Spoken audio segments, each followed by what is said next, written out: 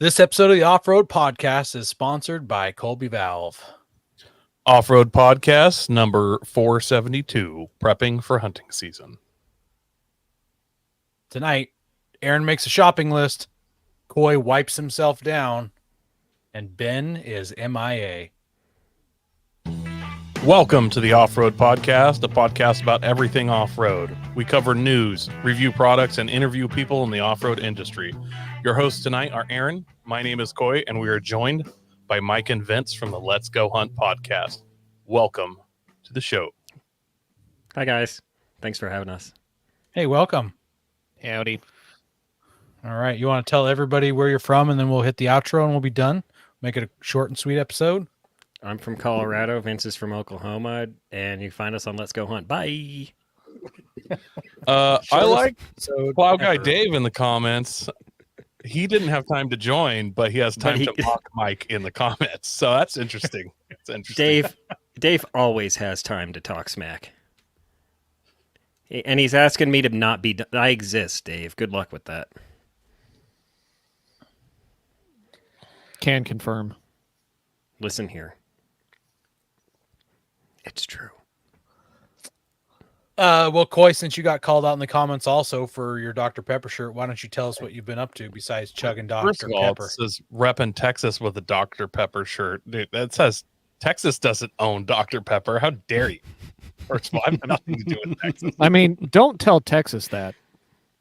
Don't Is tell it- Texas is- anything. Is Dr. Pepper big in Texas? Is that It- a it- real thing? Dr. Pepper is the Coke of Texas, yes. Dr. Pepper is number 2 only to Coke right now. Like, used to be Pepsi, and Pepsi sells like 90 different kinds of sodas. Dr. Pepper sells one kind of pop, and they've bumped Pepsi. Except That's how you- in Texas, you know it's good. in Texas, it's Dr. Pepper then Coke. I do. I'm not joking. I'm not They kidding. do more than one kind because you've They given have me different flavors of Dr. Pepper, but they don't. yeah, just like Pepsi. Pepsi's got different flavors. I'm just like Yeah, but Coke. Dr. Pepsi Pepper also Cherry, make Dr. Mug Pepper Root Beer Vanilla. and Sierra Mist or Starry or whatever it's called now. I like how they keep changing the name of 7-Up, like it's going to trick us into, oh wow, a new soda that's clear, lime. Like it's I gonna thought it trick was you into Sprite. drinking not Sprite. Yeah, Do you remember Yeah. Surge 7-Up with cocaine in it? bro. that was Mountain Dew and meth when I was a kid. That stuff was my dad would be like, no, you can't have that. It's got too much stuff in it. So you just wait till he wasn't. I loved it. I lived Does on it on anyone- that mountain. Does anyone Jolt. remember Mr. Pibb? Yes. Dude, it's still around. Mr. Pibb. Sorry, Yeah. That's It is. Coke's Mr. Or yeah, that's Mr. Coke's Pibb Dr. Pepper. Extra is the jam. I like it as much as Dr. Pepper. Is it extra pibby? I don't understand. I think it has extra caffeine. I don't know. It tastes delicious. I do know that Dr. Pepper's pretty big in Utah. At least they just came out with their new coconut cream Dr. Pepper. Thank you, baby Jesus. And I can't wait to go through Utah. so well, you're not going to find it there. It's here. You can get it, but Utah is buying 25% of it. Like of all the sales nationwide, Utah consumes 25%. I don't know. That's a lot. Like they're taking That's a quarter of the interesting. country's worth. And Well, I can it's not get it here. It's not the Mormons because they're not supposed to drink caffeine. I'm Maybe very it is. confused. They like coconuts in Utah, apparently. Don't let Dr. Pepper get to Okinawa. They'll make an ube version. If you don't know what ube Garlic is, Dr. it's sweet Pepper. potato. No, Disgusting. I assumed that was pig Latin for something else. No, they have ube Kit Kats. They have ube. They literally every candy you can think of have a sweet potato version of it. It's disgusting. That sounds awful. Okay, so do y'all want to know a little bit about like Dr. Pepper? Like the actual doctor or the soda? The soda. Well, it doesn't I don't have remember. the cocaine in it that it used to have, which I find disappointing personally. So there didn't used to be massive distribution centers for sodas like Dr. Pepper. They used to have you used to have like smaller facilities that manufactured the drink and it would be distributed locally. So the last independent distributor of Dr. Pepper in existence was in Dublin, Texas, and they used the original recipe for Dr. Pepper.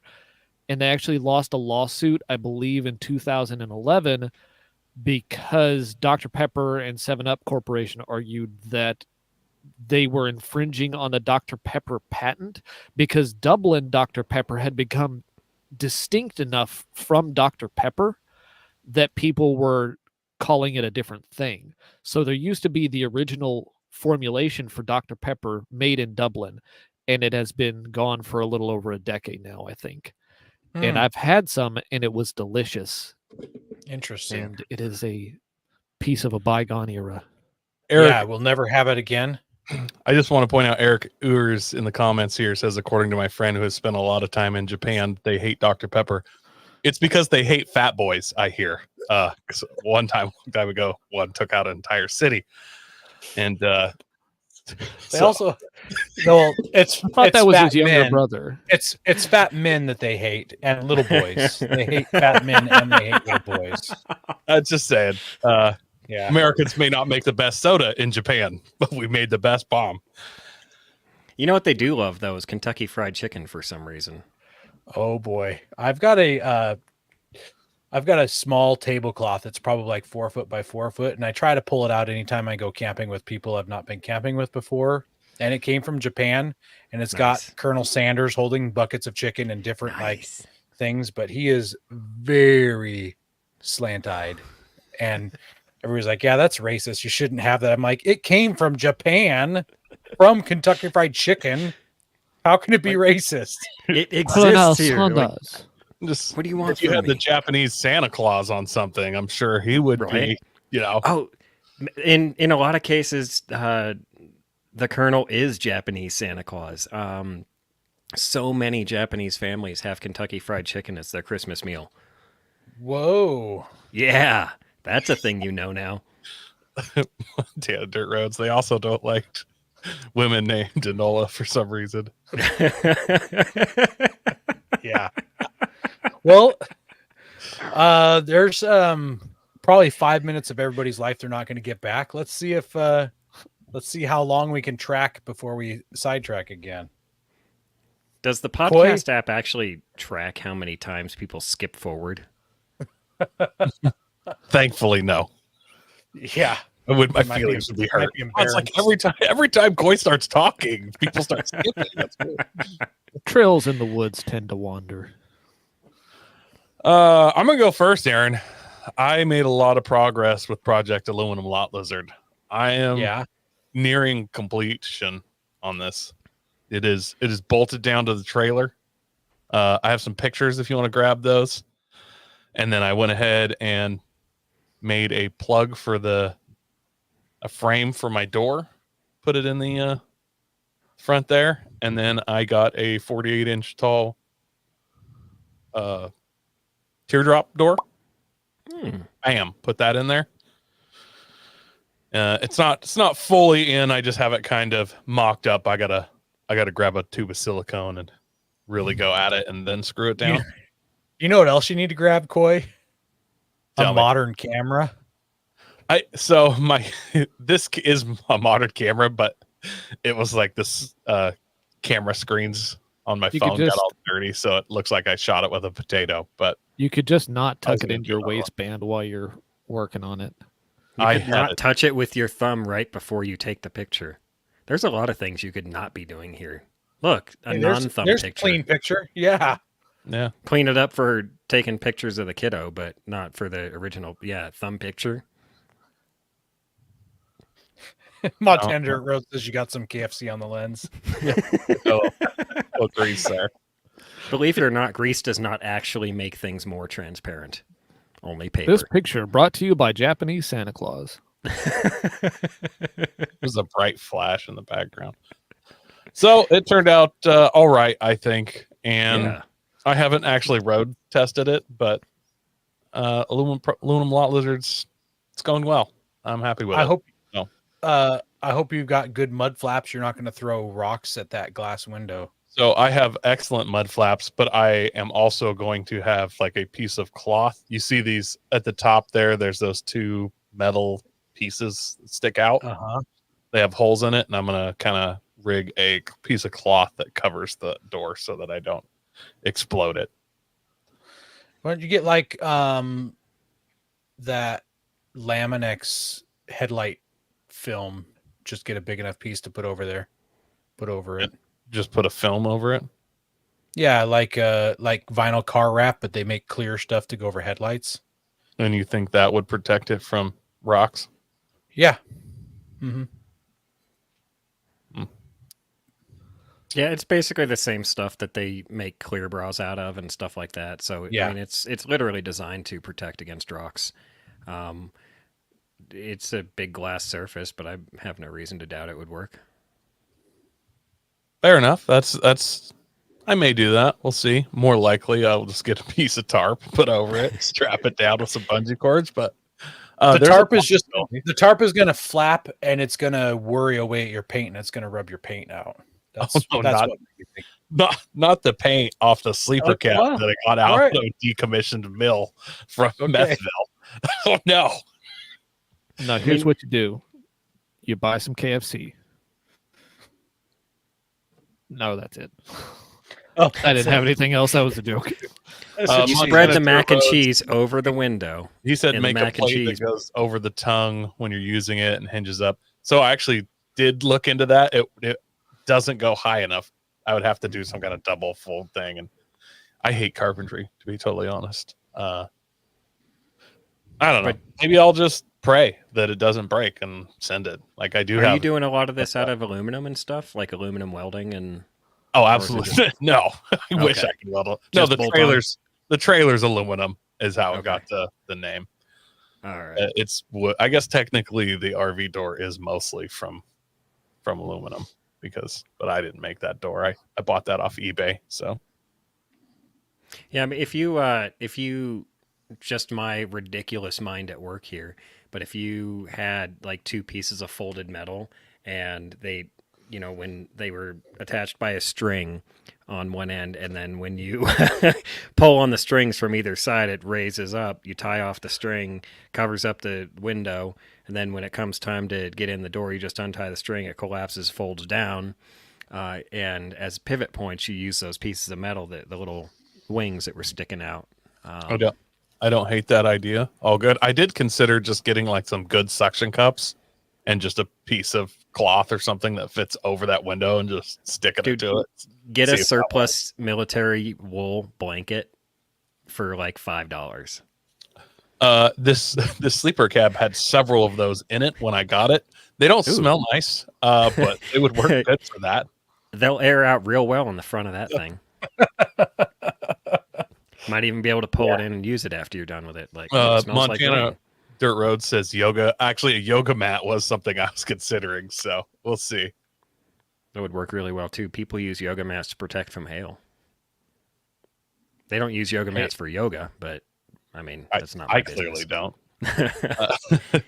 And then I got a bunch of Moab planning in this weekend. Me and Aaron got online, pried ourselves away from our family and wives for just a few minutes, and got a lot of our planning and stuff all nailed down.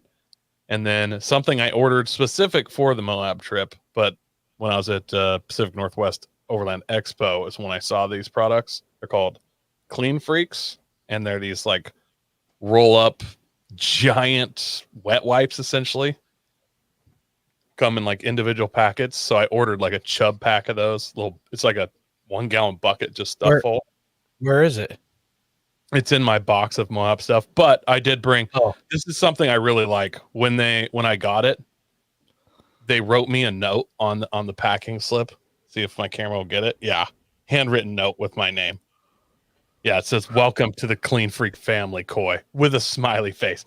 I can't explain how personal that makes it for me. I'm like, yeah, I bought this stuff I'm super in. One of their first customers, probably. So I thought you said you were going to give us a KFC? demonstration of how to use them.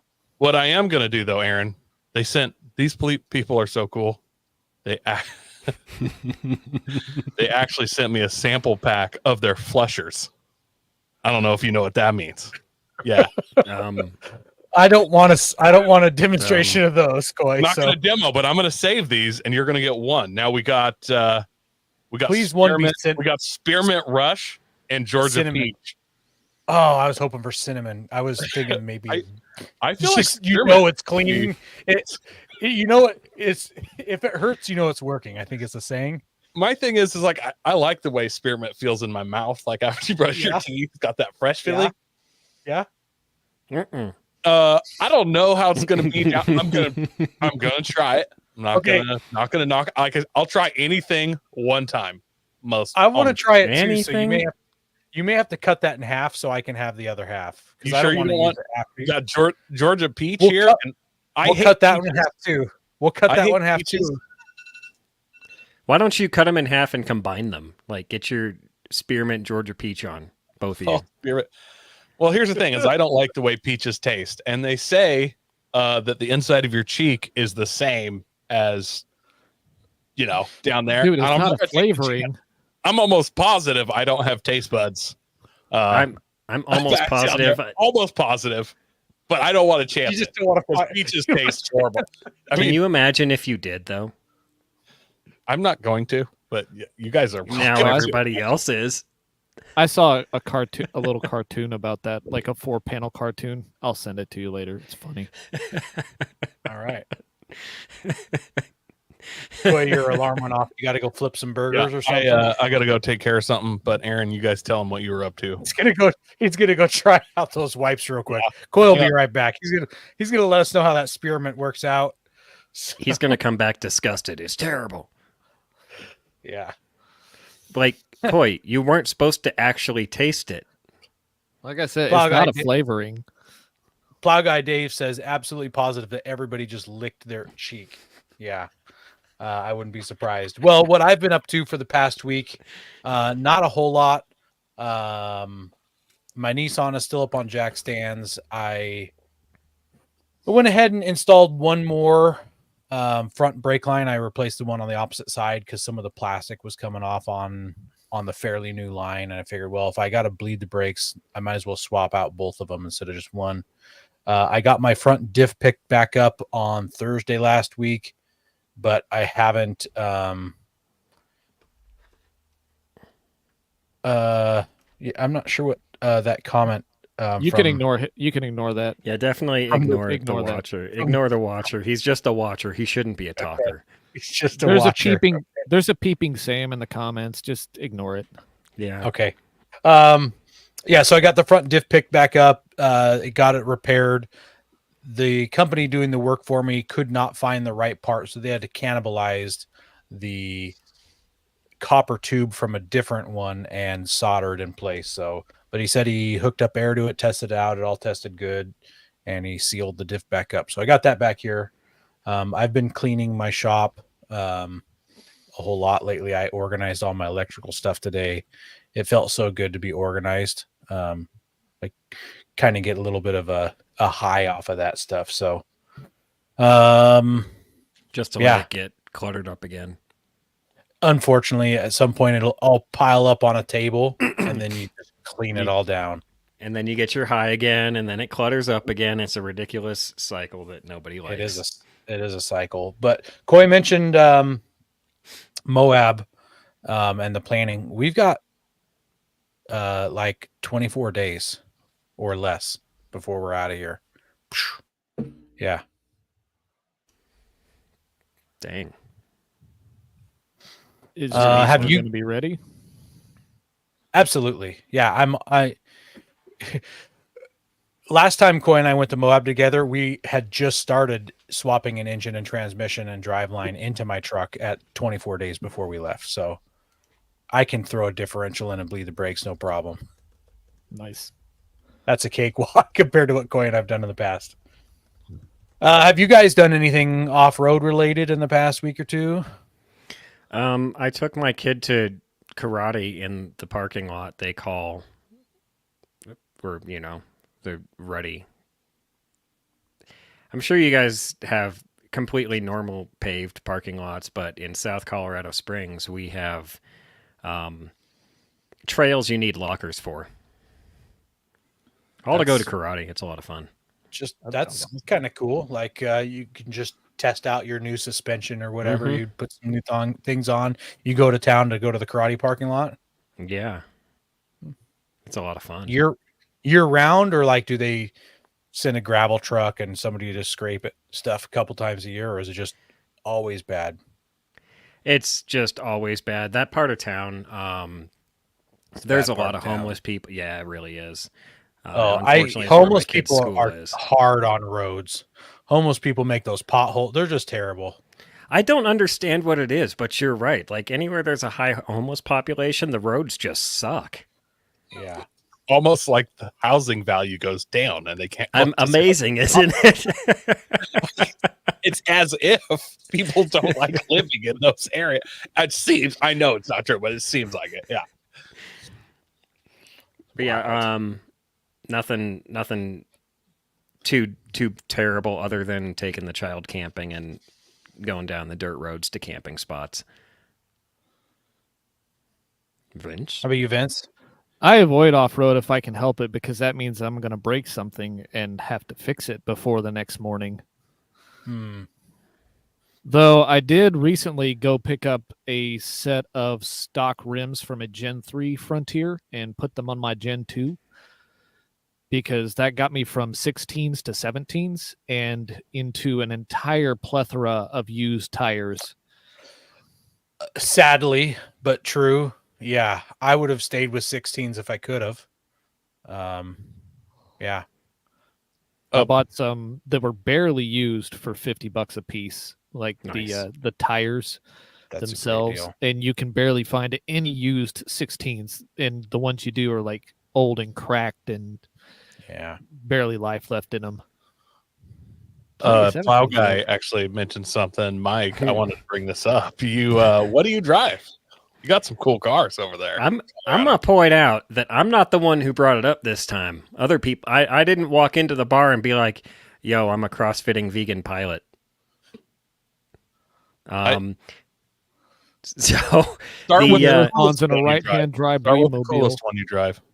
the coolest one I drive doesn't come out of the garage much because it's a Nissan and it lives on jack stands. Aaron will likely understand this pain. It's a 1990 Skyline GTR.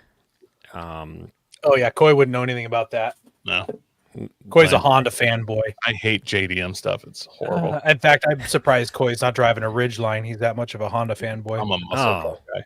Oh, that's awful. You're a muscle so- car guy and you like Ridgelines? What's wrong with you? In fact, I have to say this. You're any sort of guy / man and like Ridgelines. What's wrong with you? I actually don't mind Ridgelines, to be totally honest. Using them as what they're intended for, like driving to work. But no, A minivan with a bed. yeah. I'm a ricey guy through and through. I've had all the horrible, crappy mid-90s JDM vehicles. I love them. Right. I have the one that we all dreamed of when Too Fast, Too Furious came out. Yeah. I don't. It's a 1990. It's not a 99 like that car was, but older brother. So same motor, same tranny, same same basic setup underneath. But it's a lot of fun.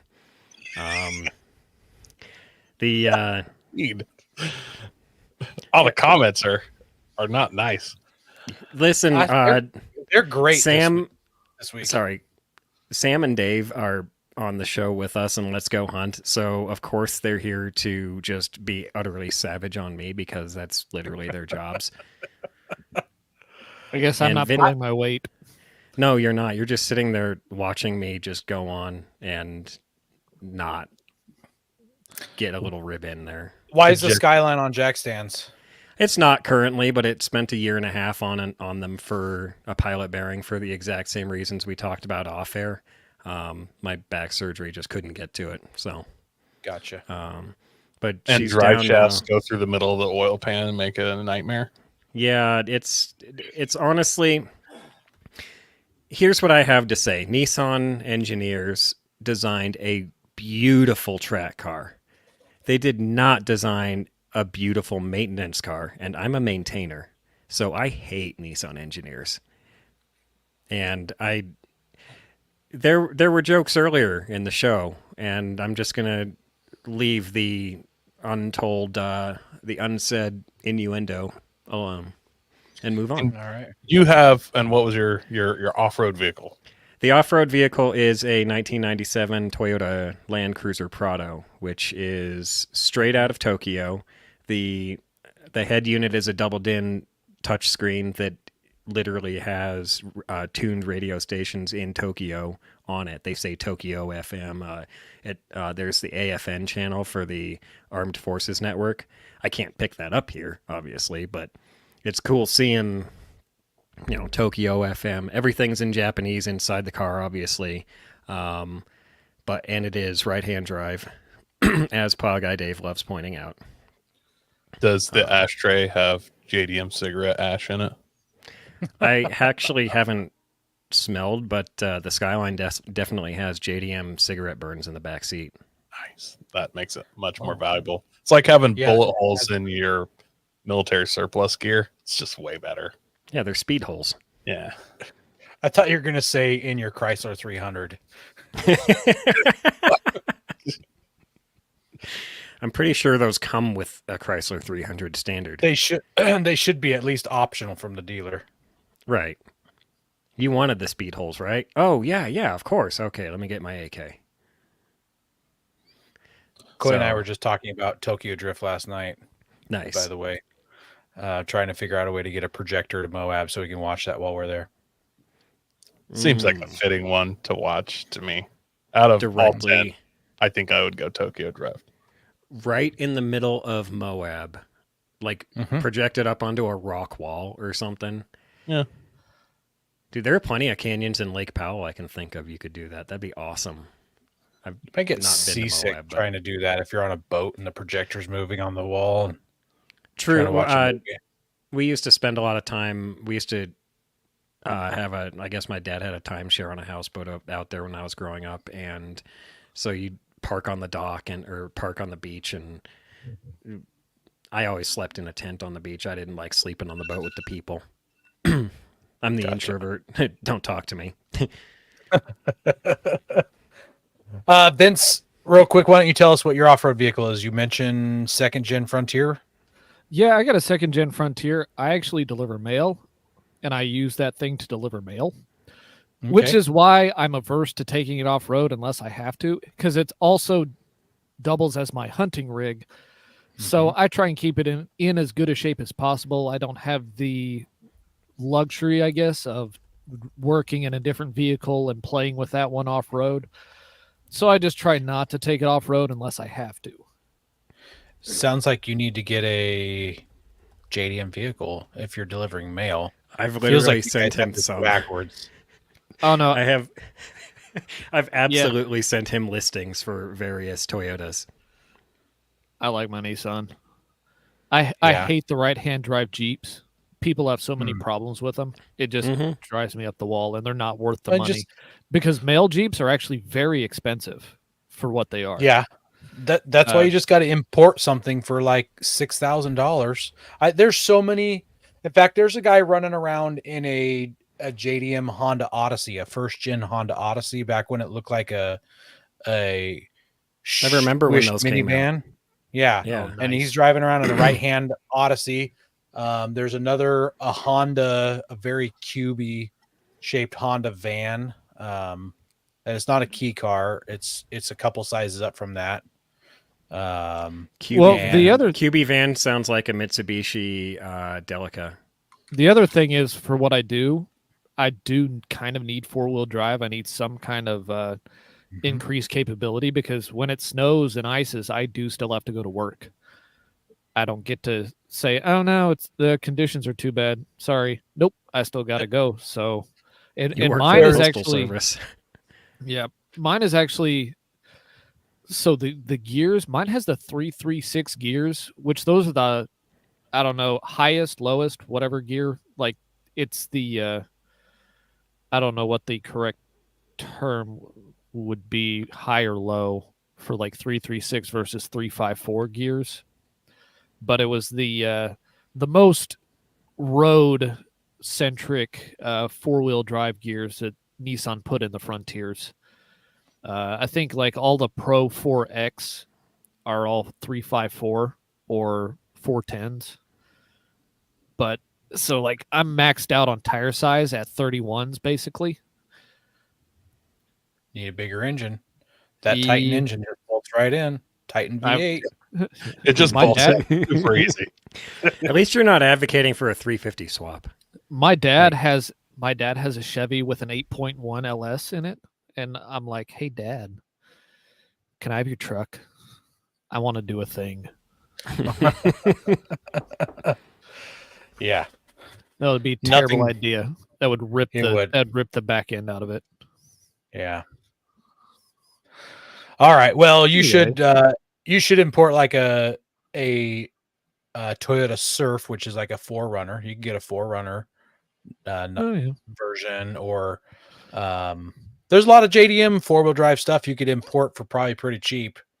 I think if and you're then- going to import something 4-wheel drive, you should import one of those Mitsubishis that look identical to a CJ Jeep. Yes.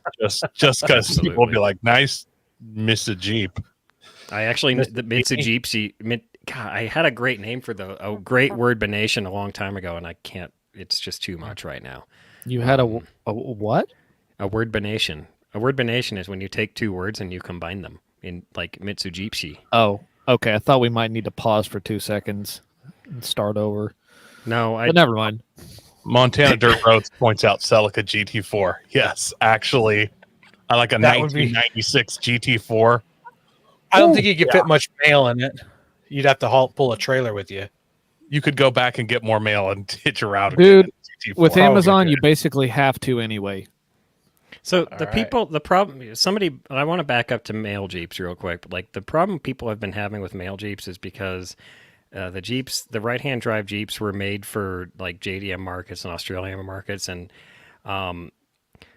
really that's your major problem because the male Jeeps have so many problems. They're so just, they suck, right? What you got to do is get a female Jeep. They're far more mild-mannered. I was waiting I think for that. for some reason I feel like that's wrong, but In Jeep's case, I don't understand what it is, but it's a true fact. Look it up. All right, Female night, Jeeps guys. far more. did they make a they them Wrangler? It's a Wrangler. Yeah. I think it'd just be called a dangler. I'm gonna do a thing here. Let's Buckle up. do it. Let's do some We also ad. want to thank our sponsor, Patriot Patch. Head over to patriotpatch.co and check out their selection of great patches, shirts, cleaning mats, signs, and stickers. You can also join the Patch of the Month Club for $15 and receive a patch, matching sticker, and artist proof each month. Have tire troubles ever left you deflated? Colby Valve has got you covered. Ever have a valve stem leak? Colby Valve makes reusable and easily replaceable valve stems that don't require you to remove your tire from the wheel. They work with your off-road rig, ATV, side-by-side, commuter vehicle, or even your tractor. Never be left stranded again because of a busted valve stem. They also have a tire repair kit for those punctures that keep you away from doing your favorite thing, wheeling. Make sure to check out colbyvalve.com or ask for them at your local off-road products store. Boom, 2 ad reads. And that brings us to the news. We're going to try to crank through this news since we just spent 30 minutes talking about Dr. Pepper, Kentucky Fried Chicken, and right-hand drive vehicles. So try to get through really quickly here. That's the kind of So podcast I would listen to daily if that was Look, the that main sounds like topic. a I'm that in. sounds like a good time. I mean, Why did this episode get you the most downloads you've ever had? Just broke a record. Personal best.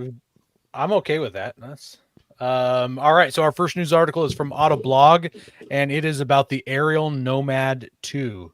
So if you guys know anything about the Aerial Nomad, it's an Aerial, which is like a tube frame sports car.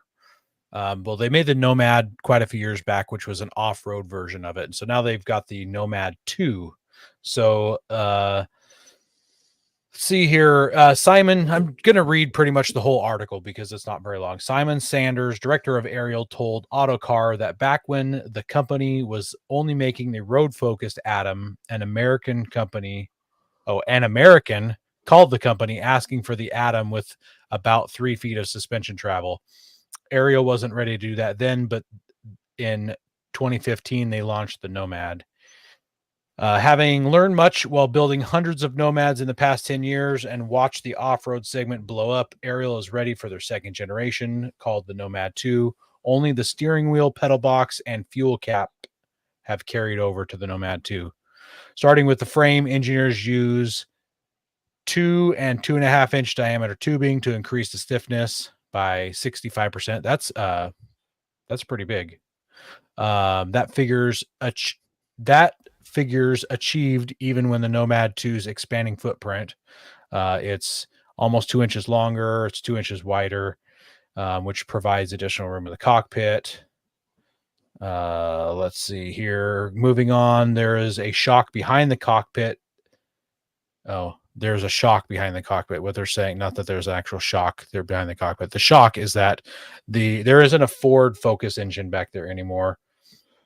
They're using the Honda K24.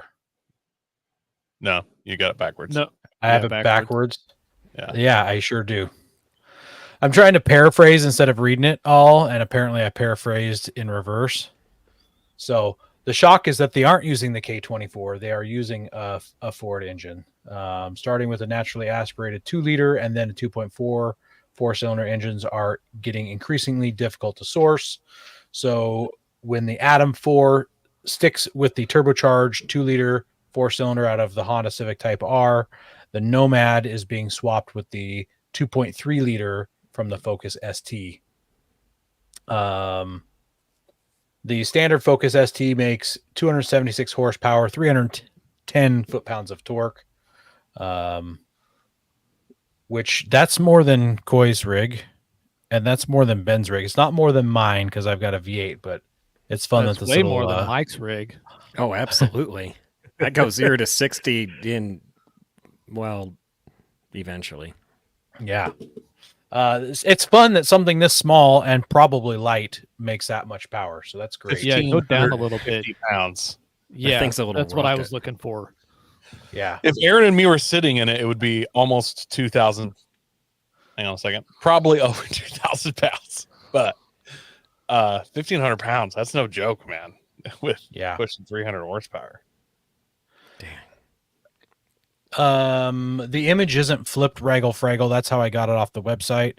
So I don't know if this is a European model that they're debuting in this photo. It does say that the base Nomad 2 comes with a detuned version of it, where it's only making 260 horsepower, 280 foot-pounds of torque, but an optional upgrade installs a new ECU with 3 engine maps that raise to 302, 305, or 305 horsepower with 333 foot-pounds of torque or 382 foot-pounds of torque. So you know what's that fun? kicks it up quite a bit. In Oklahoma, you could road tag that thing. Oh no, these are road legal everywhere. Yeah. Look at stuff, fenders and blinkers and headlights, bro. Oh hell. Yeah. Okay, there it is. Yeah. Yeah. No, this is all good to Mufflers, go. mud flaps. Yeah. So this must be a UK spec vehicle because the steering wheel is on the wrong side. Or maybe it's ready to import for Mike. Because around here, people I road don't import tag things like from Britain. Kawasaki Razors and stuff. Or if it's Kawasaki, I can't remember. But like your UTVs, people road tag those. Anyway. Oh, yeah. So it comes standard with 6-speed manual, or you can get an optional 6-speed sequential transmission.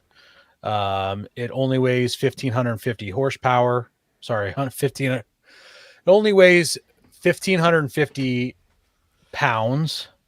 It is estimated to take 3.4 seconds to get to 60, and you get to 100 in another 4.1 seconds. So that's 7.5 seconds to 100. Large rotors with 40% more sweep area and ABS brakes help with better stopping times. It's got a bigger radiator and multiple filtering stages for the intake air. I wonder if it's got a snorkel. There's a big old scoop on the top. All right. So I have been looking at this and I'm like, man, this looks familiar. Why does this look familiar? And you're like, why is the steering wheel on the wrong side, or Mike's happy side? And I hit it. This is the same company that makes the Ariel Atom, and you guys may have talked about this previously, but the Ariel Atom is this little lightweight, ridiculous. It's basically this thing, but it's a car. Yes. Yeah, this is an and- aerial nomad. Yes, Ariel is a British company. They designed the Atom, and I remember seeing the Atom on an episode of Top Gear back before they were, or when they were still BBC, Yeah. and they did the Atom, and it was one of the fastest and loosest around their track because it was so light and so powerful. The factory for America is actually down in Ashland in Oregon here. That's cool. I don't know that they make the Atom and sell them in America, but if they do that, They do. I've seen them in person and they're awesome. this Oh, thing would be God, much. these things are This is much expensive. more desirable. I've seen one of the first, not this one, but the original Nomad in person at a Cars and Coffee, and it was the coolest thing there. And there were some cool cars there. Like Yeah. I know that side by sides are cool, and these are more expensive than a side by side, but like not You insanely can't drive a more. side by side on the road, though. Yeah, and this is just way cooler. I don't know. I mean, it's kind of like Homer Simpson, and you can't drive without your driver's license. Well, we're gonna see if it works. Woo! And It worked. I would, if I was trying to pitch it to my wife, I'd be like, in 10 years, a side by side that you bought for 40 grand brand new is worth $11,000. In 10 years, this is like 100 grand. It's probably worth 80. So, I'm saving money, and maybe it'll go up in value. We don't know. Cars do that. These sometimes. these will definitely hold some value. I mean, they're not going to get used much, so it's hard to lose value if you don't drive it. There's a lot more information here. 18-inch beadlock wheels, 16-inch beadlocks, or 18-inch lightweight wheels, forged wheels, or you can get 16-inch alloys that aren't beadlocks. Mentions that the swing arms have 50% more travel, which is kind of cool.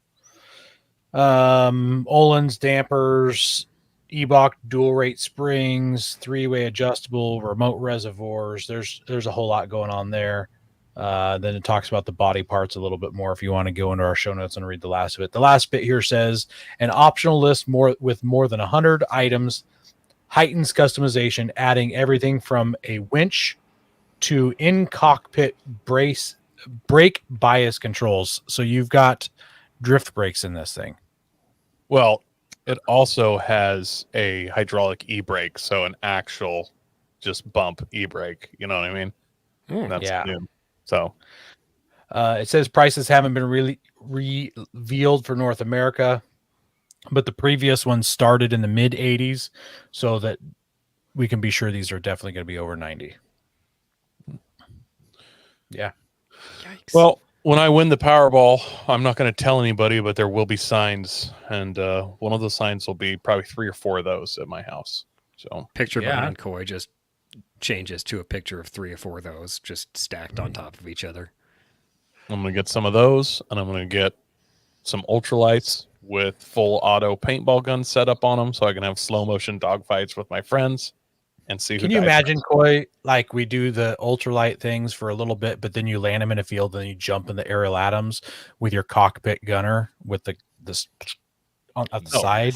I would have to make like an anti-aircraft paintball gun, and then like the ultralights like slow mo strafing across, and then somebody's in an aerial atom driving serpentine with some guy, with a mounted. Oh, it'd be so much fun. Can we You make make this a all happen? Gatling gun? I You make don't just think a- that would be Powerball.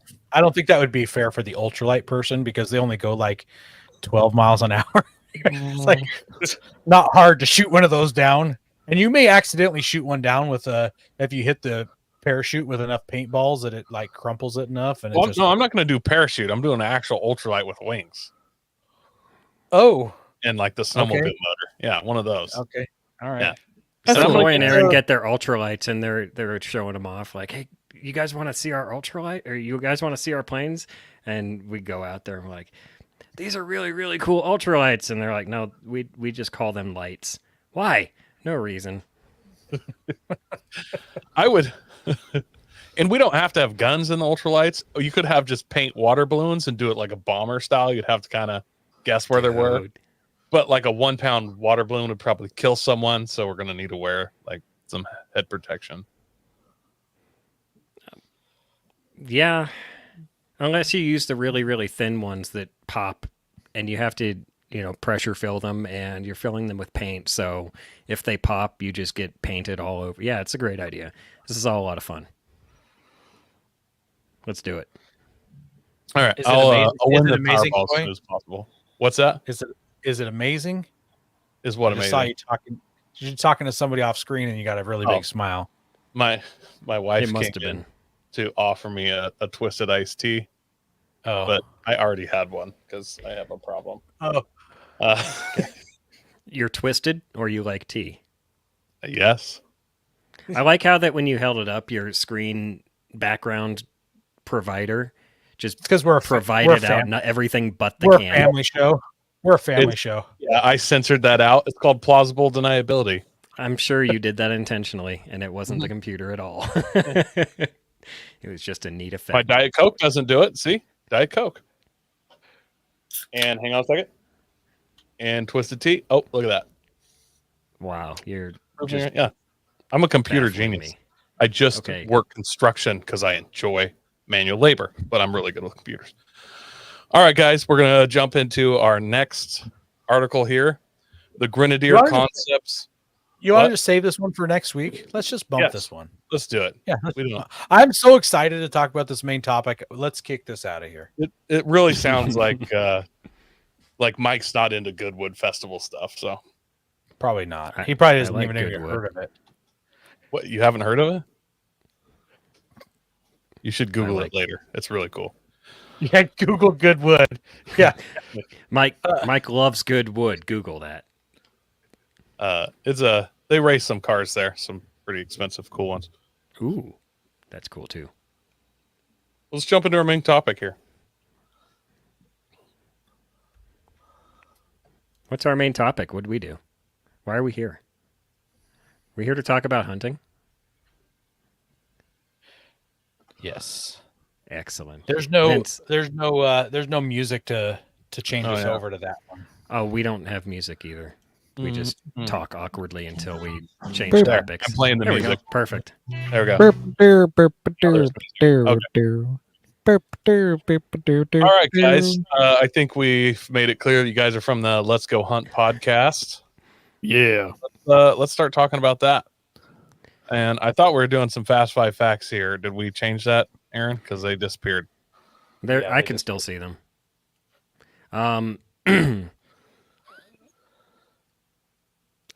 First one's new or old vehicle. Are we talking about what we got or Your I am- favorite, not necessarily what you have, what you want, what would be perfect for you if you could. old vehicle every time? New vehicles are too full of computers. They're too full of just crap you don't need. The Prado, I mean, the late 90s were basically the pinnacle of vehicle technology. That was the late 90s, early 2000s is right when everything started getting more and more computerized, and then you started getting TPMS sensors and auto wipers, and next thing you know, your family station wagon or your family minivan costs $70,000. Like, hard pass. Give me something old that's reliable. The Prado's been a tank for the 2 years I've owned it.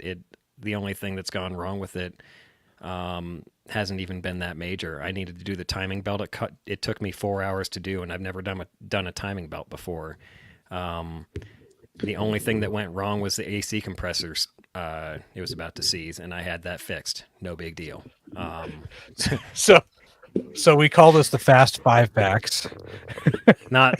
Oh, my bad. Fast. So You just so put out a basic answer, and we're going to just hit you with the next yeah, one. so, like Summer, winter, yeah. So camp. when we say something like, I don't know, new or old vehicle, the only response we Old. really need is new or old. Like, you just have to pick one of those words. Just any word will do. Got it. Why use many word when few word do? I was just gonna let him drone on. You always do. All right, Vince, it's your I turn. agree with everything you said, to be fair. Valid. 100%. 100% valid. I reminisce about the days when 180 horsepower car was fast, and now 180 horsepower is a slow minivan. So, all right, though, we're going to continue on. Summer or winter camping? Summer. Winter. Rock, sand, snow, or mud? Snow. Yeah, agreed. Favorite vehicle brand? Toyota.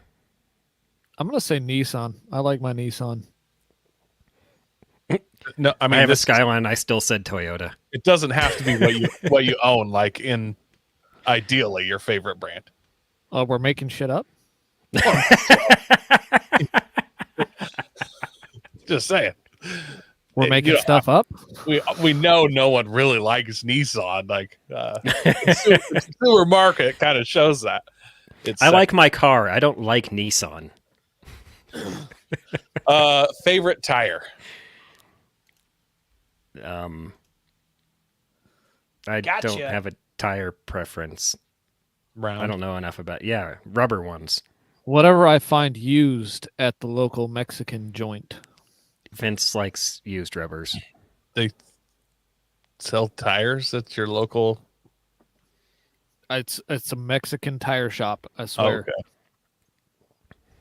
It made it sound like you're buying tires from like local El Gordo or whatever. It's like they make a lot of cool burritos and stuff. I didn't realize it in tires. I find them there too, but Juan's Taco and Tire Shop. It's fine. I'd shop there. Yeah. Like tacos and tires, so you can't go wrong. Get a wet burrito and your tires rotated. Look, if they serve, You go in, you say, "Hey, Mexican Juan, how you food- doing?" He says, "I'm tired." If they serve Mexican food at the tire shop, I'm gonna bet it's really great Mexican food.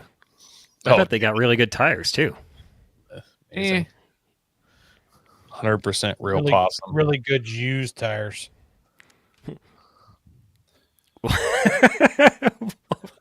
Wontons and wontons. That works. All right. Excellent. All right, should we jump into hunting prep here? Yeah. Let's just start out. Like, what are some different ways that people hunt? Like, you guys are kind of the pros here, so let us know. LOL. We ironically started our podcast because we're exactly not pros.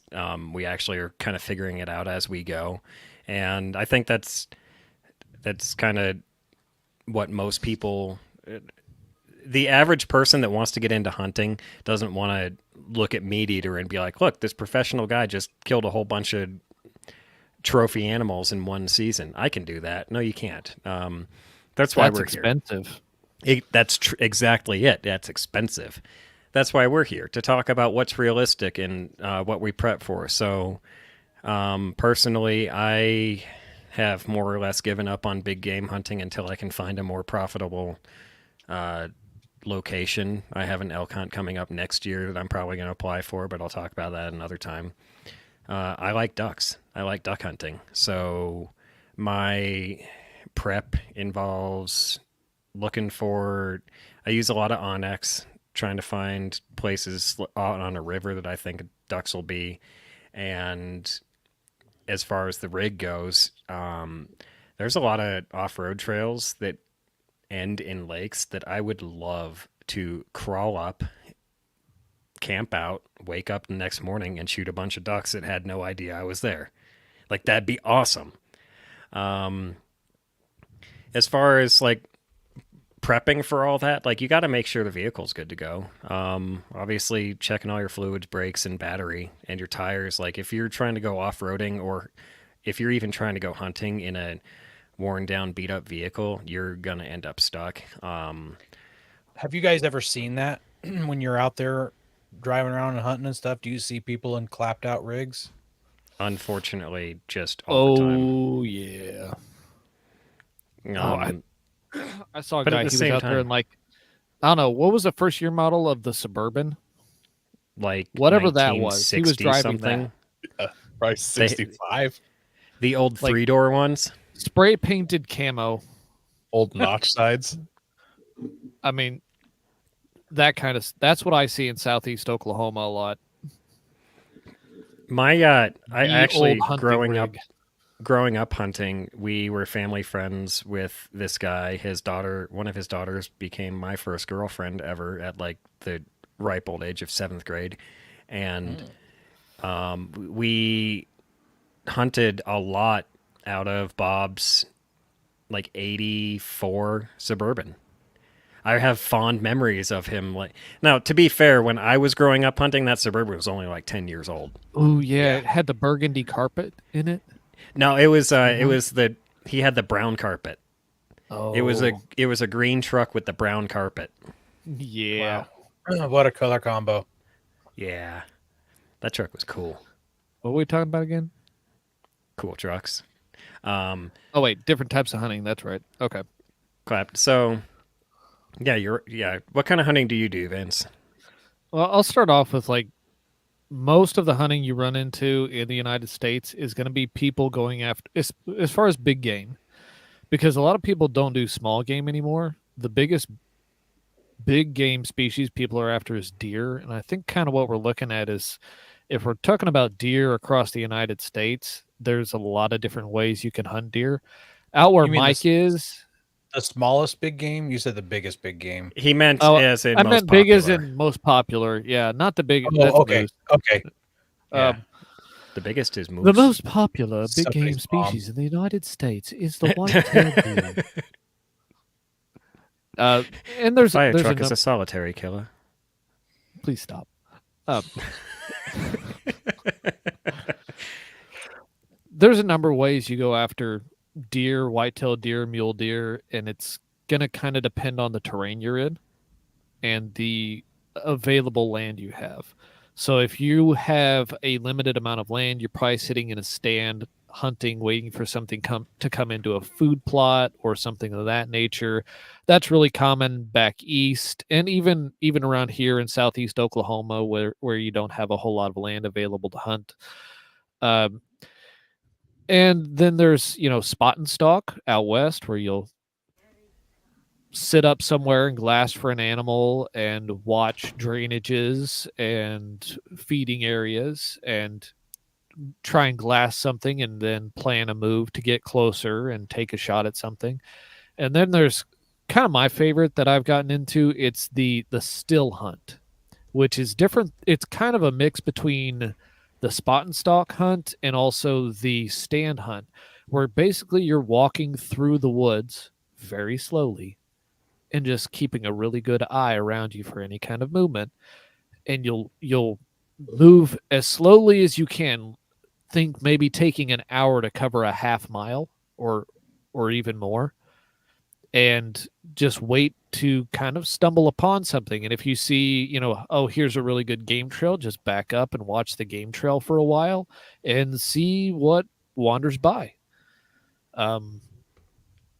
Because most of what I do is whitetail hunting. I've been doing that pretty big for about 10 years now, and I've sat in stands and shot them out of stands, but I've done a whole lot of the just walking really slowly and watching for movement thing.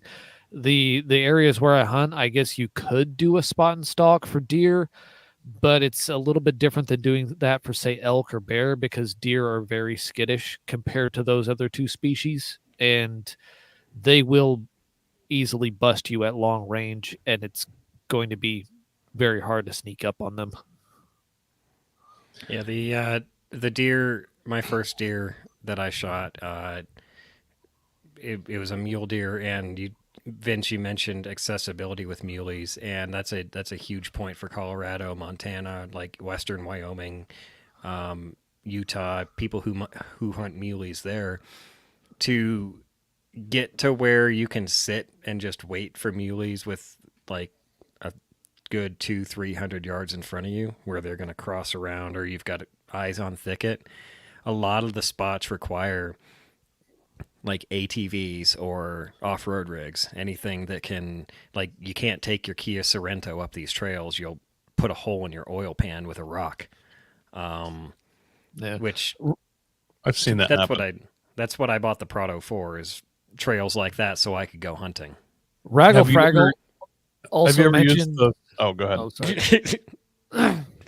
Raggle Fraggle also mentioned predator and pest control, and if we're going to talk about pest control, we have to talk about hogs. And if you want to just go out and buy a hunt and spend a few $100s and go shoot something, you can go to a lot of places where they'll just take you out where the hogs are, and you can shoot a hog at night out in a field somewhere where they come out and they'll put some give you a rifle with some night vision and walk out there with you and say they're going to come out right here, and there they are, and you can just shoot a few of them. So one of my favorite kinds of hunting is road hunting, where you drive around looking for stuff because you listen to music, you're warm. You just have your rifle all across your body, pointing out the window with the windows rolled down, or how do you do that road hunting? It depends on the state. It actually does. Be very clear. Depends on state law.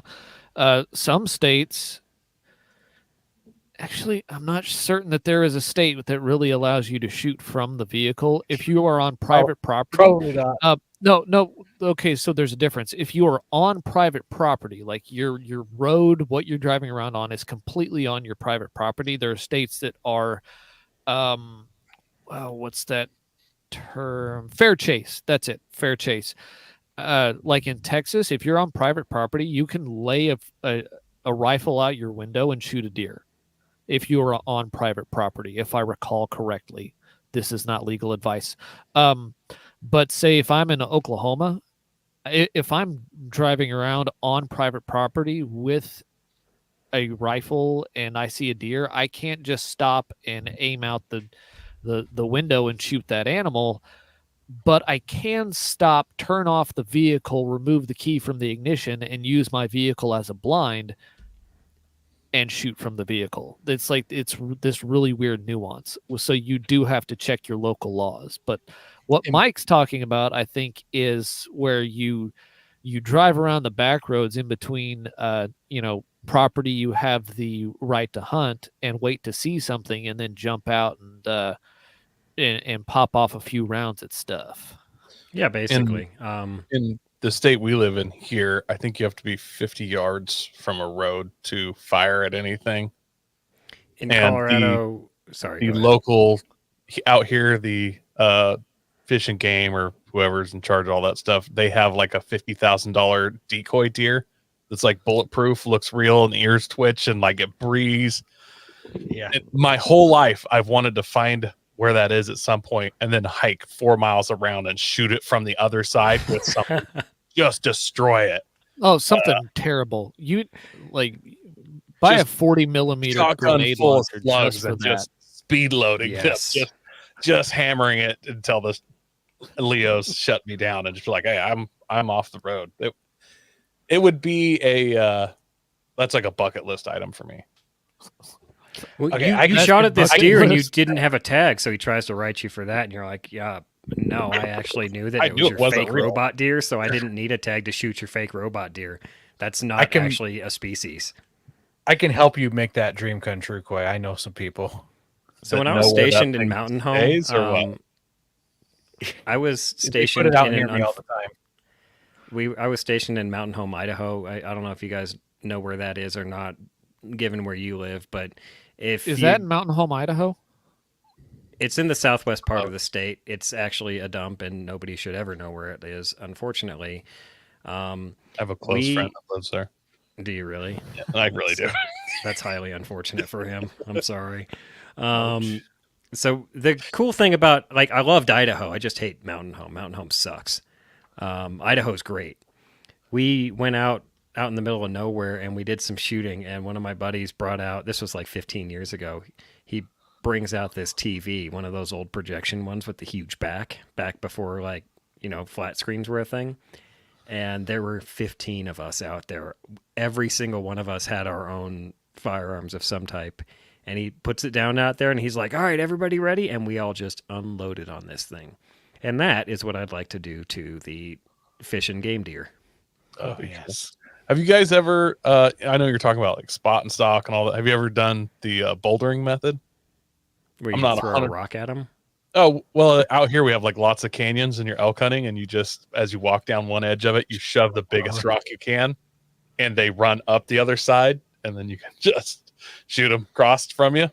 I've not actually heard of that. That's interesting. Yeah. I might actually have to try that. I'm sure it wildly angers anyone else hunting in the area, but it actually works pretty good. The one thing I'll say about road hunting, I road hunt ducks I won't say all the time. Road hunting ducks is now part of my repertoire. There's a certain spot along a certain river I like to go late season, and there's a lot of spots where you can just pull off, walk back a little bit, and shoot at ducks. Now, the caveat to this is because you mentioned in Oregon you have to be 50 yards off from the center line of the road. In Colorado, it's 50 feet. Oregon may be 50 feet. You know more than I do, probably. I don't know. But regardless, it's 50 something. I know Colorado, it's 50 feet. That's only for center fire, pistol, everything. Like if you're shooting a shotgun, you can get out and shoot at ducks. Like don't be on the road, get off the road, but you can still shoot at the ducks. So that's a lot of fun. There's places I know I have read this where you can basically shoot from the road. Like you could stand in the middle of the road. Mm-hmm. I would point out, Mike, you said you had a back surgery and were kind of down and out for a while. At least in my state, if you're messed up, you can get a handicap tag, and it will let you have other people shoot from the vehicle. Like the rules get real wild with those handicap tags, and sometimes you can just get your doctor to sign off on one for like 1 year if your back's really hurting you, and you might need to find that glaucoma doctor. You know, like that. You know what I'm saying? Might need to find the right doctor, but I bet we could make it legal for you to shoot one from your vehicle if we get. We might have to try something other than Wait, you got glaucoma and you're trying to shoot rifles at animals? No, I mean, back problem. Oh no, I got you. If it's you had funny you mentioned that. If you had a turret on your vehicle, I feel like that's a dedicated shooting platform. You should be able to shoot from a turret if it's part of your vehicle. I think that would go into remote controlled firearms, and I think that you just stand up in that spot and you man whatever's in that turret. So it is funny you mentioned that. Colorado has several stipulations, not for a turret, unfortunately, but for disability hunters with disabilities. In myself in particular, I got the So Colorado has an archery season that starts out, it's basically the month of September, and it's right in the middle of the rut for elk, and it's a great time to go up there, call elk, and shoot at them from 20 yards away with a bow. I've never done it because that's a lot of work, and it's a lot of physical work. Getting a 700-pound animal out of something like that is not something I was physically up to until I'm not even sure I am now, but we're going to find out. Now, one of the things that Colorado offers is a crossbow tag. Now, in Colorado, you can only use crossbows during rifle season, but I applied for a disability permit because the way that you draw bows, if you hold it with one hand and then envision all of the muscles in your body it takes to draw that string back, and there's a hole in my back right where those cross, and so I would not be able to draw a bow very well. So I actually applied for and received Colorado's disability crossbow permit. So I can now take a crossbow archery hunting, which takes just a little bit of it off my plate. I can do that in Oklahoma anyway.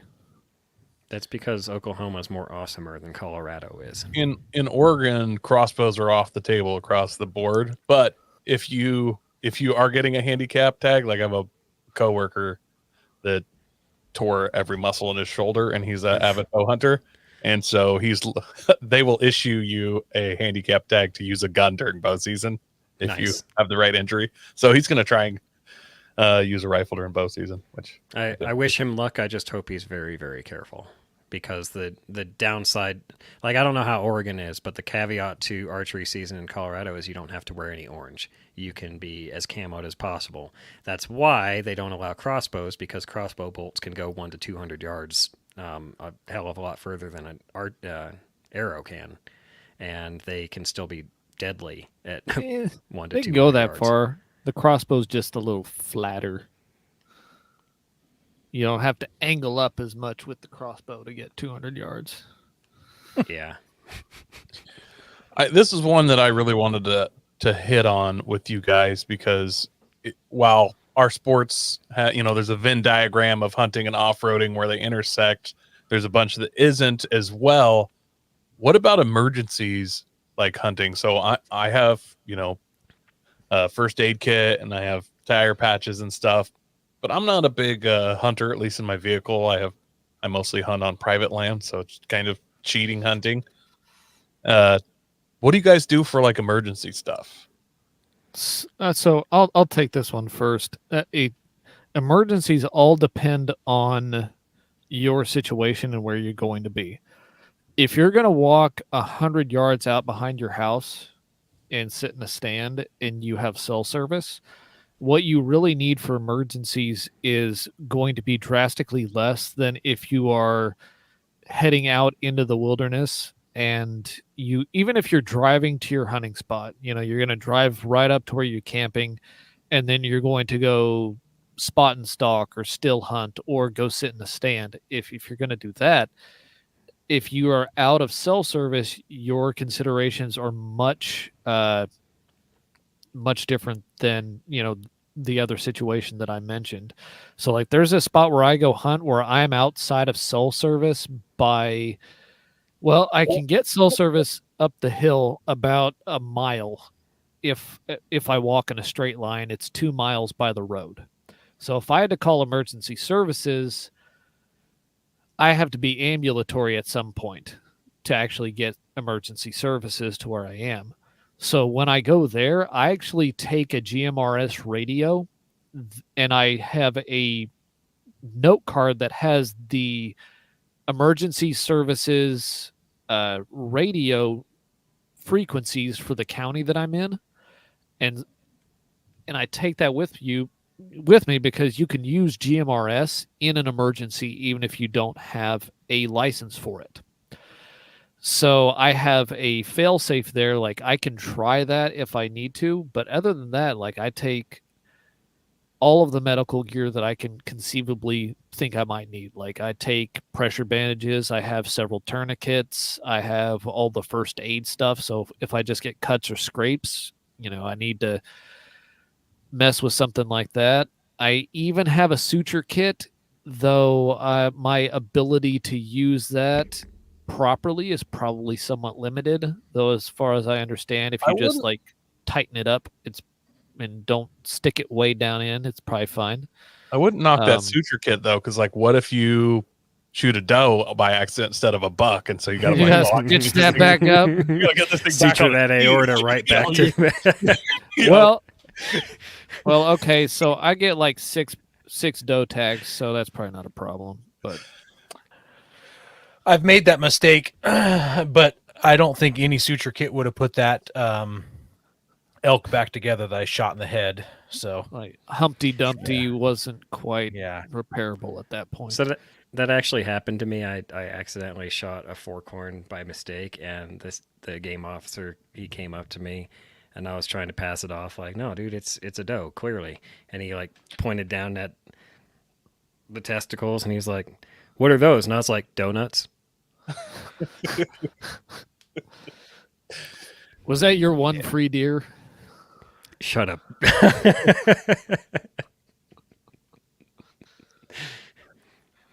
I wish I could make fun of you guys as rapidly and horribly as you get me. I wish you would do the things that I do. Give me the ammunition. That's what I need. But as far as I'm actually, I don't know what you guys take for as far as off-roading to repair a vehicle if you need to, but I'm a bit paranoid, so I'll take like every tool I own. I not super far off of that.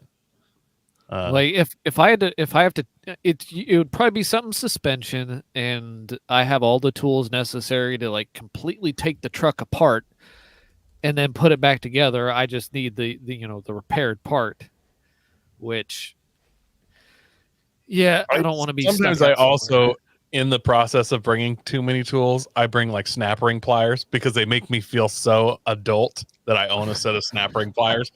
I know there's probably little to no snap rings on my vehicle, but if a dude pulls out a snap ring pliers, you're like, he's legit. He's gonna fix this. And it's a if self-confidence thing for me. Coy I have to goes- take out this wheel bearing, I'm gonna be so cool. Coy and Aaron meet up at the trail, and Aaron's like, Coy, why is the FJ squatting in the rear so much? And Coy's like, I don't know, man. Opens it up to grab like a pair of pliers, and literally the entire garage of tools is back there just packed in. Okay, I guess you're going to need all that. I just went out and bought the little, I don't even know the name of these. They're the little round fuel line removers for, you know what I'm talking about, Aaron? What's the name of those? Fuel line Fuel removers. line removers. Yeah, it's that little plastic. I've always like broken old credit cards and stuff and just got angry trying to make it. And I just went and bought them this time. I'm like, I'm done with this. And I'm like, I've just had under some for 40. 25 years. I'm just under 40 and I now have this specialty tool that I need once every 8 years. I'll probably lose it before I need it again, but I have them now and I feel super adult about it. Did you not need that for all your Honda days back in the day for swapping motors and fuel injectors? I mean, like back in those what'd days, you do? had like one buddy that had the right size, and you'd be like, "Hey, let me borrow that one that you Dude, have." it's a Honda. Everything was 10 millimeter. More or not less. not the fuel line though. No, those are 8 I have- millimeter. I have the giant hex nut or hex socket so that I could change the diff fluid if I needed to while I'm out in the middle of nowhere. That's useful. That's not like if you. It's So really I- not. So I actually do bring that as well, but it's because when I haven't happened yet, but eventually I will break a front CV shaft while wheeling. Toyota designed theirs in a way that when you remove that, all the oil evacuates from the diff, basically. And so then I would have to change my diff fluid in that scenario. I really hate when they do that. Yeah, Like, they do that's these so super unnecessary. awesome, yeah, You didn't I- have diff fluid, so you just use canola oil. motor. My 4-wheel drive smells like pancakes, guys. But it's running so good. Sounds is like weird. disgusting pancakes if you're using canola oil.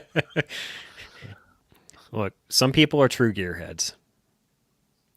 I couldn't get butter in there, so what do you want from me? Yeah. If you put the Well, butter there's- in your mouth and get it warm and then spit it Just- into the diff, Yeah. it takes a while, but it's totally doable. And the You gotta use consistency this- of saliva and butter, it's actually exactly what differentials love. So Differentials crave.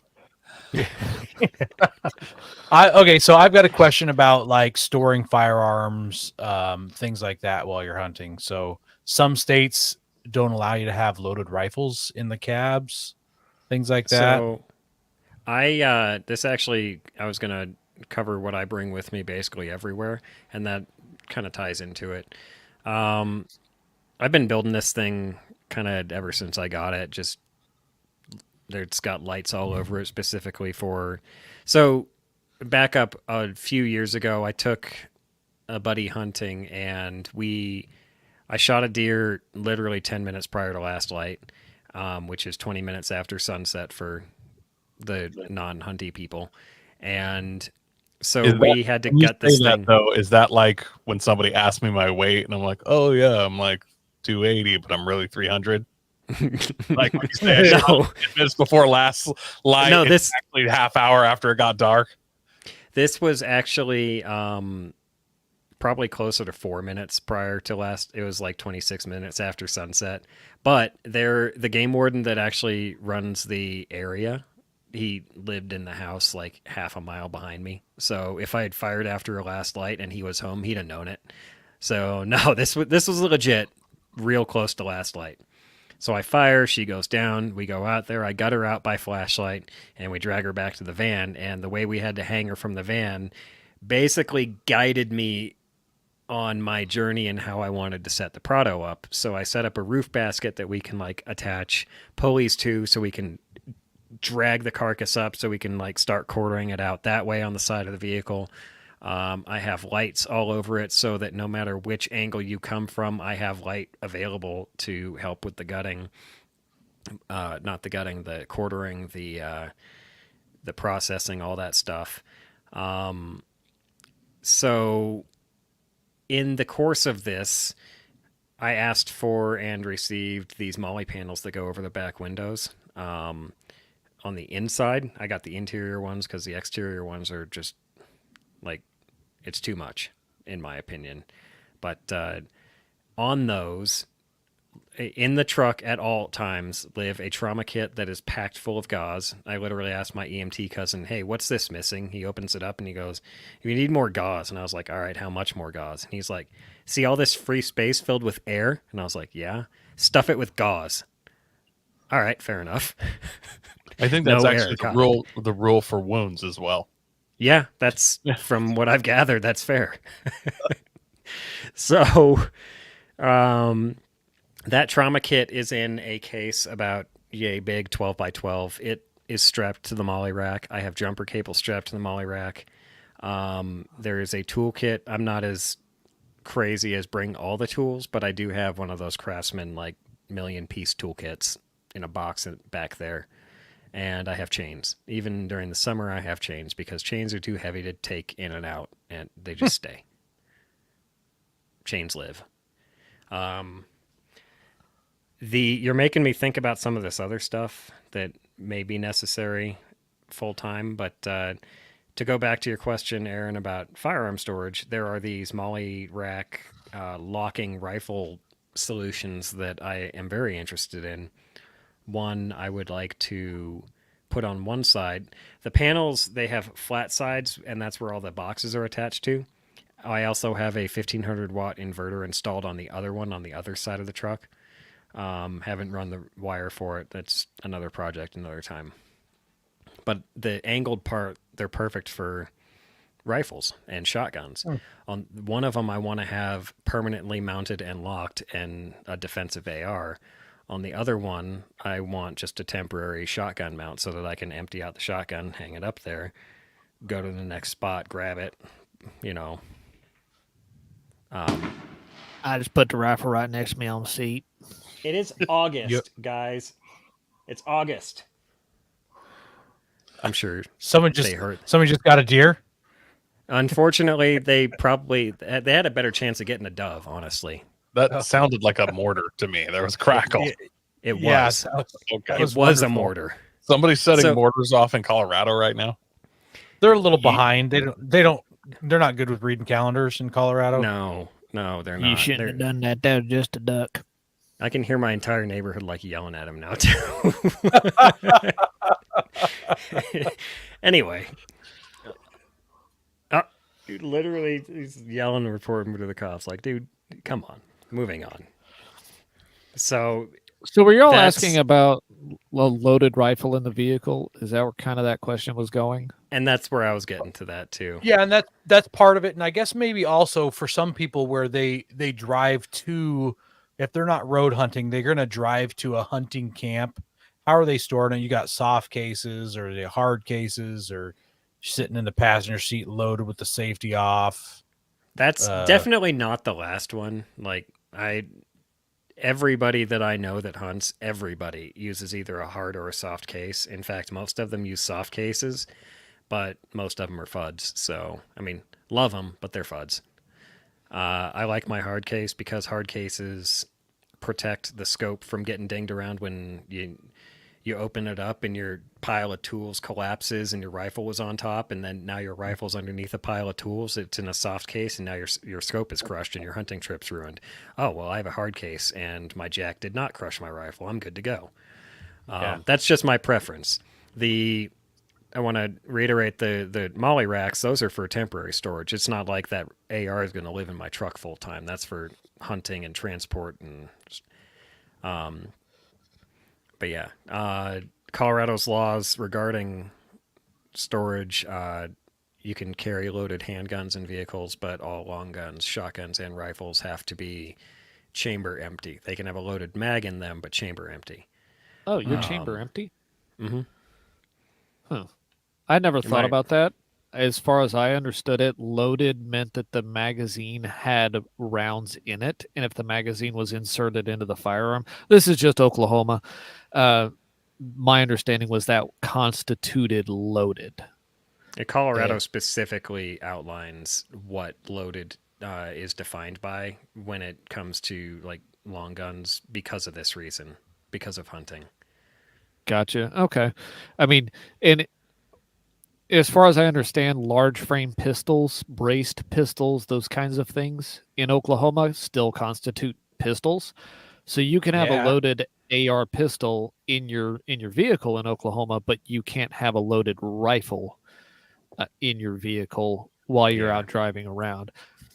I'm a But big fan of keeping a loaded mag in it because, like, my first year, I used to always just for a safety thing, I would keep the ammo a loaded. I keep it like completely separated, and then I switched vehicles and drove to where I was hunting and didn't have the mag for my rifle because it was in the other vehicle. Luckily, I had stuck one round in my pocket, so it's like I got one chance and I got it out. So worked out really Nice. good. But you really since only then, I'm need just one like, shot. just gonna leave it in there. Normally, I need more than one. I'm gonna be honest. I'm not a good Oh, shot. hey, Mike, it's him Listen, too. I am going to point out that every single animal I've killed with one shot. I shot my elk twice because I wasn't sure that it was a fatal shot, but it Yeah, was. but was that shot be number fair, 4, 5, I was 6? gonna say it's one shot, but it's the last shot in a series of. All right. Like- My antelope, one shot, one kill, and this is all from like my adult life after my post-military hunting life. My antelope, one shot, one kill. My first buck deer, one shot, one kill. My elk was a double lung shot. If you've ever hunted elk are huge, and the bruise, I shot her with a 30-06. It was a through and through both lungs, high on the back. If you've ever hunted elk, you know how big their lungs are. The bullet left bruises about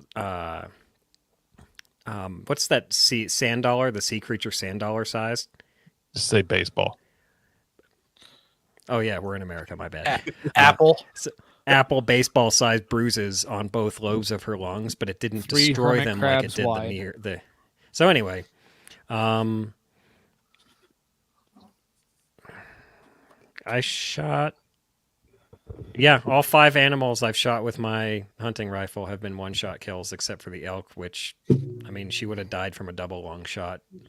She was already dying from it. The last thing you want when you shoot an elk and she's 50 yards away is for her to be laying there thrashing and you to go, "Oh, I'm good. She's thrashing. She's dying." And you go to approach her and she gets up and bolts. So Yeah. I shot her in the head to make sure that didn't happen. So if you guys had to recommend one of our listeners getting into hunting, just also wants kind of a general rifle, like if we could just pick a caliber, North America, we're going to be doing some big game hunting, maybe elk, maybe deer, maybe shoot a coyote. What caliber would you choose? What would you I know recommend? Vince knows what I'm going to recommend. And I'm only going to recommend it not because I'm a FUD, but because it's cheap and it's available. 30-06 is good for literally every animal on the continent. You can shoot a grizzly bear with a 30-06. You can shoot a moose with a 30-06. I mean, hell, you can shoot a moose with a 22. That dumbass kid, what was his name? Went up to Alaska and died in a bus. Oh He yeah. shot a moose with a 22. Chris McCandless. Yeah, he shot a moose with a 20. But I'm not saying you should. In fact, most states say don't. Alaska doesn't say don't.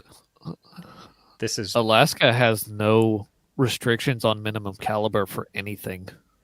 That's because Alaska knows that if you go out to hunt in Alaska, more than likely you're not coming back if you're in any way incompetent.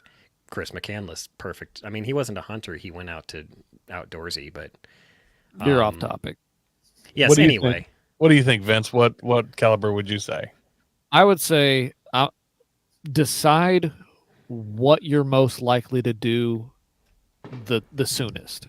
If you think you're going to hunt deer for a while and then maybe go out west and hunt elk, think about what you really want to shoot and practice with for deer. And I would look at your state regulations and the minimum caliber requirements, because some states are going to be different. So if you're going to go to like Ohio, that's a straight wall only state. True. I mean, that's and that's a We're different not caliber going than. straight wall only. If it's straight wall only, we get God This is- Scout 45 What 70. a If you just throw what I'm a just saying off political the top of what your a head. political answer. It's What a it's political answer. state regulations. You're dealing with hunting. That Nobody is cares. state by Nobody state by cares. state by state by state by state by state by state by state. Yeah. Okay, Yeah. you know what's the correct answer? 5.56. Everyone should be able to shoot deer with 5.56 across the United States. They I don't can't because of disagree. state regulations, but you should be able to and allowed to because that's what I use, and it kills deer really really well. But it's also not overkill on the shoulder. You can go practice with it. You can use it for varmints. You can use it for deer size game. If you're going to go up to elk, pick something else, and make it a reasonable step upwards. So It's like go to probably like my 6.5 Creedmoor. Creedmoor. Yep, It's 308. elk sprayer. Yeah. 6.5. If you're going to go modern, that's 6.5 Creedmoor. If you want something that's also tactical, like an AR-10 build, that's 308 because there's Mhm. still not the cheap stuff out there for 6.5 yet. And then, I mean, even if you're going to go hunt big bears, most Alaskan guides would rather you shoot your 308 deer rifle or an elk rifle at a bear or your 6.5 Creedmoor with a proper bullet than they would, you go buying a 375 H&H that you've only shot a half dozen times and you really can't handle. They would rather you use the rifle you can handle with a good bullet than something that you think is a giant slayer. There's a lot to be said for that. The first antelope I ever shot was with a 243 when I was 14, I want to say.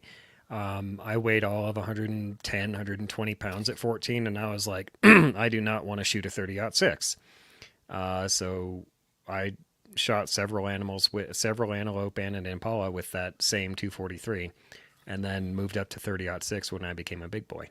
You know what's a terrible he shot- beginner rifle? I was gonna say He shot why would you several shoot a antelope car? and Impala, a couple Malibus, and a Roadmaster. No, one of our very beginning episodes, Berries. we talked about some of our first hunts, and one of my first hunts was a African safari where I shot an impala with that Yeah. same rifle I off the top heard of a that. Hilux. one of your first hunts was an African safari. Yeah, Yeah, How to say your parents weren't poor without saying your parents weren't poor? his grandparents actually. I listened to that episode, and I Bougie came home Nepo and baby. I came home and I told my wife. So, what do you think about going on a safari trip in Africa sometime for a future vacation?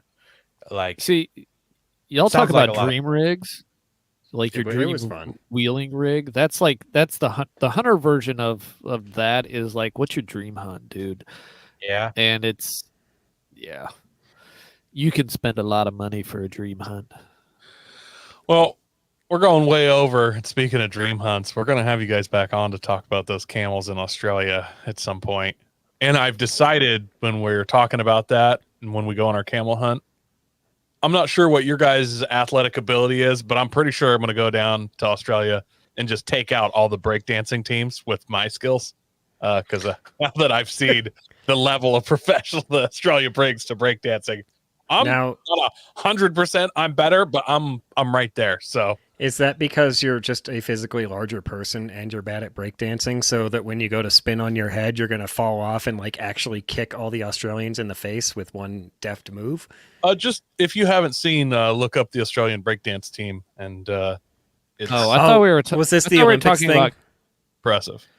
I thought we were talking about Kangaroo Jack. Oh no, you need to, it's been going all over the internet. There's a lady that showed up to the Olympics to breakdance. And if you could just imagine me like doing a satire version of breakdancing and like flopping around on the ground and spinning on my back like a Ninja Turtle, that's basically like it's appallingly bad. Like a fish out of water just flopping around. Like anytime any Australian talks crap about an American, I'm just gonna be like, bro, I saw you guys hit the Olympics. Like I can't. No. Isn't that's got to be how breakdancing was invented, right? Like a bunch of guys were standing around just drunk and like just doing normal dancing, like la, la, la, and one guy was like, you know what, this normal dancing isn't enough. I need to do a fish out of water or something. And he just goes down on his belly. Like, he wasn't very good at it at first. He probably broke his jaw the first time he did it, but eventually he got better, and he got more wormy. He invented the worm. He did all sorts of inventions, I'm sure, just because he was bored of normal dancing. Yeah. It's a good. I mean, we could Google it, and it'd probably be a less cool story, but Yeah, because my stories are way better. I agree. Breakdancing was invented by Alfred Brake in 1871. I don't know if you knew this, but originally it was invented in the Wild West as, instead of running serpentine, if you just did breakdancing moves, the bullets were so inaccurate you could actually avoid fatal injuries. That was how it got invented. I was Stop. thinking that when they Sounds shot right. at your feet and yelled "dance" at you, that's where it came from. This is Started- probably one of those, like, they were invented in two different places at the same time. Is this like Champagne, where it was invented in the Champagne region of France and also like the toilet of Australia as well? I don't Yeah, know why not you sure. went there, but no. Black Guy Dave said there's people in church that get slapped with a jacket and dance better than that Australians. You really need It's to watch true. the video. It's It's impressive. 100% true. He literally like does the kangaroo hands and bounces He around does a for a kangaroo. while. It's I don't even and before her thing was, she was like yawning at this other person doing like superhuman flips and spinning on their head. She's like, oh, lame, and like laughing, and then she just jumps up and flops around. Like, it reminded me of the breakdancing in like the 1991 live action Ninja Turtles. It was like that. Probably not Yes! good, though. I loved those movies. Those movies were the best. The Vanilla Ice scene. Yeah, exactly. Yeah, Yes. yeah. Ninja rap. Yes. Go turtle, go turtle, go. Wow. All right, guys. It's getting late for you guys, so we're gonna have to bow out here. Tell us, last question, a little about your podcast and where can our listeners find you if they want to hear more. Yeah, lghpodcast.com. You can go there. That'll take you to our podcast link. Instagram, Let's Go Hunt Podcast. You can go check out our Reddit page, which doesn't have a whole lot on it, but I try and put stuff there that Instagram would really hate if we put on our Instagram. And that's Let's Go Hunt Podcast. Also on YouTube, just search for Let's Go Hunt Podcast. That's where we go live. And We do have a Mike? Facebook page, but it auto-populates yeah. from Instagram. So if you have Facebook, I mean, If you want to email us, you can email contact@lghpodcast.com, or you can just message us on Instagram. Someone will get back to you. Good luck All right, figuring guys. out who. It's not Mike, but could be someone. I I will want also point out if you just search for Let's Go Hunt on YouTube, you get the baby shark nonsense. So good luck filtering through that. What? Yep. Oh yeah, that's Have right. fun. Let's go hunt. Do, do, do, do, do. I've heard it before. Wow. I And I It's want to bring up, unfortunate. we're trying to work out with these guys a hypothetical camel hunting vehicle build. And so hopefully that happens soon, because if you haven't and you're not a listener of their podcast, you need to at minimum, go in and listen to their camel hunting episode. It definitely makes you think a lot of things about hunting. It's mind blowing for you as the listener and for all the camels that were involved in the episode.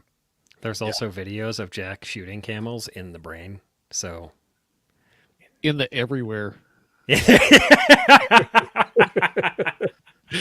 He shoots Just- them in the camel.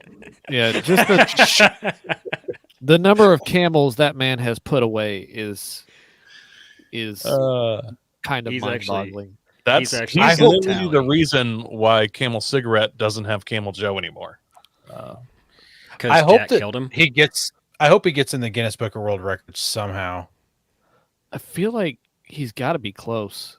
You know how you get like the titles and stuff on games and like PlayStation? Like he should have some kind of like camel slaughtering title that just He's- hovers above his head all the time. He's just Camel Jack. That's what's up there, Camel Jack. I mean, can you imagine? Like at some point, he's gonna have killed more people than the bomb dropped on Nagasaki and Hiroshima combined. Not More people. Sorry, camels. Sorry, not more camels. He's gonna have killed more camels than people have died. He'll have way too single-handedly taken more life than a nuclear weapon. So I Yes. want to point out, if you guys have never heard of the Emu War, the Great Emu War of Australia from I think it's 1913-ish time frame. This was a great time of Australia's proud history where they fought a war against an aggressive emu population and lost. They're doing exactly the same thing to camels right now. They are losing, and Jack is doing the best he can to fight against them, but it's... But nobody's. Well, maybe people are dying to camels. I don't know. Maybe they're crashing into them with their cars. I'm not sure, but I like Thought how people people died in- watch zombie people movies died and are in the like, Emu Wars. that would never happen. We'd easily kill all the zombies. And then it's like, bro, you can't kill all the camels, like much less a zombie. Well, if there are any people getting killed by the camels in car accidents, we'll start knowing in about 2 to 3 years when people discover their bodies in the outback. When the next time someone goes down that Someone particular goes road. down that. Yeah, You know, yeah. They won't. if I win the Powerball, we can actually re-outfit those ultralights I was talking about, take them camel hunting, also bring the aerial at them, also slight outfit change, and just exact same thing. Yeah.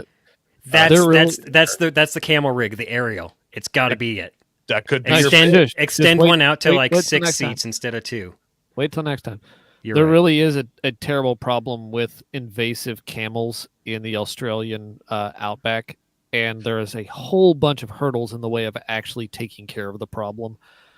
And yeah, Jack's a rancher on a remote cattle station out there, and they are legally required to eliminate pests.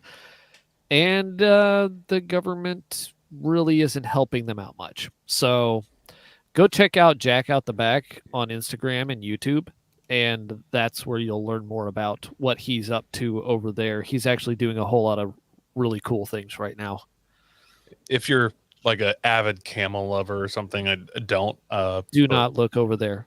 I don't know that anybody that really actually likes camels all that much. I think even the people that use camels in their daily life aren't huge fans of them. So Camels are mean, and they spit.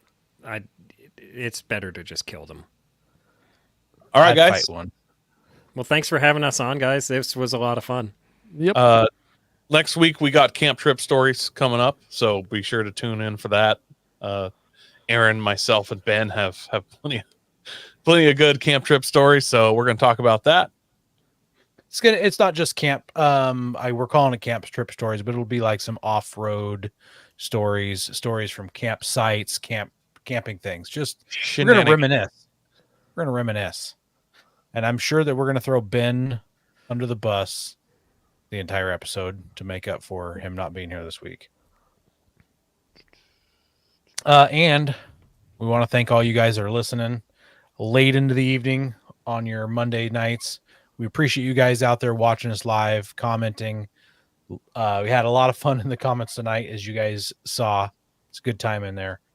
Show up next week when we talk about camp stories, and you can maybe tell your favorite camp story, and we'll, if it's short enough, we can read it on air while we're gloating about all the awesome stuff we do. Hell we do yeah. appreciate you guys. Make sure you're sharing us with your friends, helping us grow, and God bless America.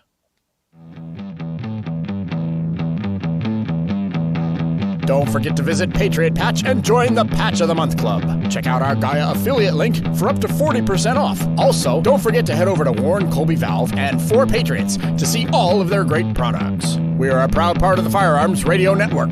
Got a question or comment? Send it to us through our Linktree account or by searching for Off-Road Podcast. Also, you can listen to us live at overlandradio.com Mondays at 7 p.m. Pacific.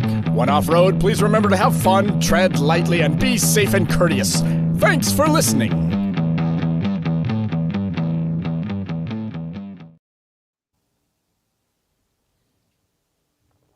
Camel. Camel come